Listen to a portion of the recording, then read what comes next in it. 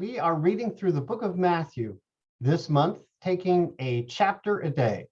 In each chapter, each day, I spend just a few minutes giving some thoughts, leaving these thoughts on Facebook, on the church Facebook page, as well as in our YouTube channel.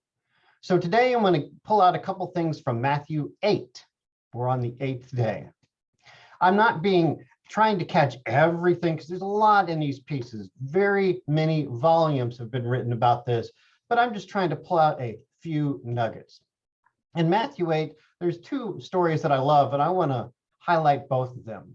One is where we see Jesus healing a centurion's servant from Matthew 8, and this piece is in verses 5 through 13. I love this.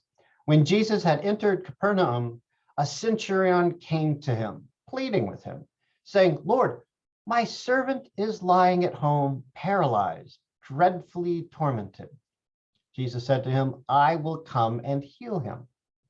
The centurion answered, "Lord, I am not worthy that you should come under my roof, but only speak a word and my servant would be healed. For I am a man under authority and have soldiers under me. I say to this one, go, and he goes. To another, come, and he comes. To my servant, do this, and he does that." Now, this is incredible faith. Holy cow. Look at Jesus' reaction. "Assuredly, I say to you, I have found not such great faith even in Israel." Oh, he's impressed. I'm impressed. A centurion is an outsider, Roman, and he is just thrilled at what's happening here. Jesus is excited. An outsider has this kind of faith? What about the chosen people that God has been speaking to for years, have seen God's provisions? They don't seem to have faith this good. Holy cow. What about you and me? Are we having the faith of the insiders that just takes God and said, yeah, that's nice? Or do we live out the centurion's faith, knowing he can do miraculous things? He can do things at a whim, and I don't need to worry.